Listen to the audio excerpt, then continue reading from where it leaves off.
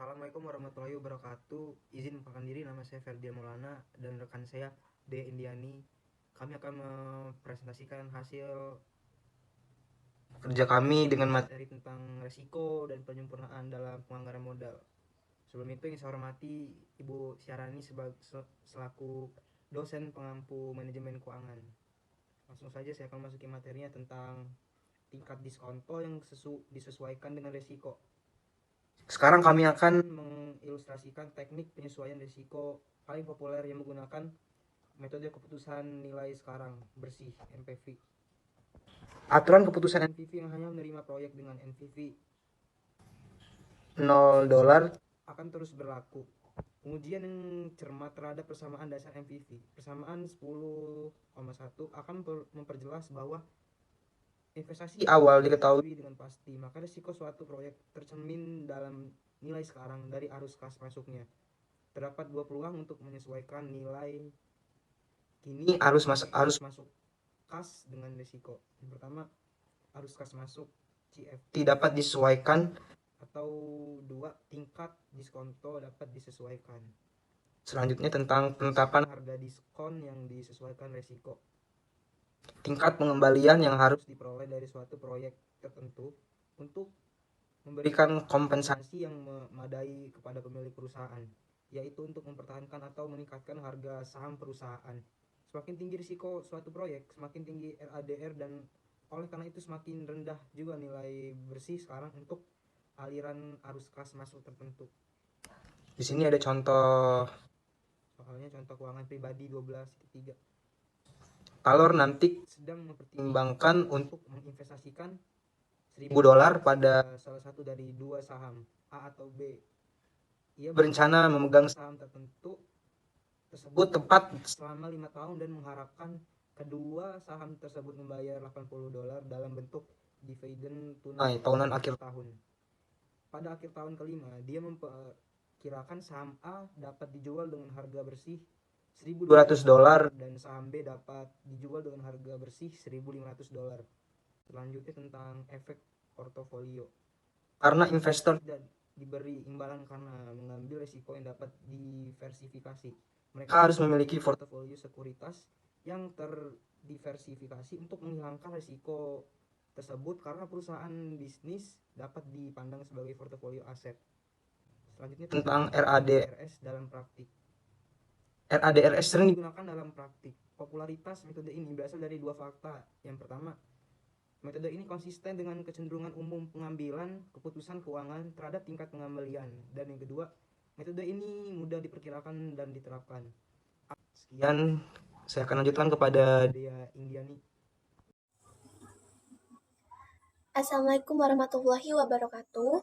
Saya D. Indiani dengan nomor NPM 2201061013. Di sini saya akan melanjutkan presentasi dengan materi penyempurnaan penganggaran modal. Penyempurnaan dalam proyek penganggaran modal harus sering dilakukan untuk mengakomodasi keadaan khusus. Nah, ada 3 bidang yang memerlukan analisis khusus. Yang pertama ada perbandingan proyek-proyek yang saling eksekutif dan mempunyai umur yang tidak setara. Yang kedua, pengakuan atas pilihan-pilihan yang nyata. Yang ketiga, penjatahan modal. Selanjutnya ada contoh 12.7. Sebuah perusahaan televisi kabel regional sedang mengevaluasi 2 proyek, yaitu proyek X dan Y. Arus kas yang relevan untuk setiap proyek diberikan dalam tabel berikut. Tabel di samping. Berikut ada contoh perhitungan dalam spreadsheet, yaitu nilai sekarang bersih dari 2 proyek tersebut dengan umur yang tidak sama dan dapat dibandingkan. Kita dapat melihat bahwa kedua proyek dapat diterima atau kedua NPV lebih besar dari 0. Dan proyek Y lebih disukai daripada proyek X. Selanjutnya yaitu pendekatan nilai sekarang bersih atau NPV yang disetahunkan.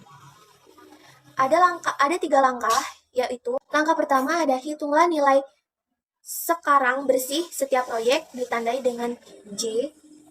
Selama umur proyek ditandai dengan formula NJ dengan menggunakan biaya modal yang sesuai atau tanda R. Langkah kedua ada ubah NVVJ menjadi anuitas yang mempunyai umur J. Artinya, temukan anuitas yang memiliki umur dan NPV yang sama dengan proyek, yaitu NPVX berdasarkan tabel spreadsheet sebelumnya. NPVX sama dengan 11.277,24. NPVY sebesar 19.013,27. Yang ketiga yaitu pilihlah proyek yang memiliki ANPV tertinggi. Berikut ini ada contoh 12.8 dengan menggunakan data perusahaan sebelumnya untuk proyek X dan Y. Kita dapat menerapkan pendekatan ANPV dengan 3 langkah sebagai berikut. Langkah selanjutnya yaitu mengenali pilihan-pilihan yang nyata. Untuk membuat keputusan penganggaran modal, kita harus memperkirakan arus kas yang relevan. Yang kedua, menerapkan teknik keputusan yang tepat seperti NPV dan IRR terhadap kas tersebut. Yang ketiga ada mengenali dan menyesuaikan teknik keputusan untuk resiko proyek. Rasio modal. Tujuan dari penjatahan modal adalah untuk memilih kelompok proyek dengan nilai sekarang bersih tertinggi dan tidak memerlukan lebih banyak dolar daripada yang telah dianggarkan. Untuk pendekatan rasio modal ada 2, yaitu pendekatan tingkat pengembalian internal.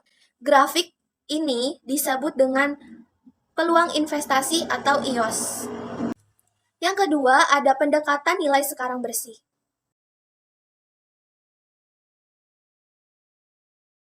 Jadi kesimpulan dari studi kasus tersebut ialah investasi sebaiknya ditolak karena aliran kas masuk bersih lebih kecil dari nilai investasi yang ditanamkan. Baik, sekian presentasi dari kami, kurang lebihnya mohon maaf, kepada Allah kami mohon ampun. Bila taufik wal hidayah, wassalamualaikum warahmatullahi wabarakatuh.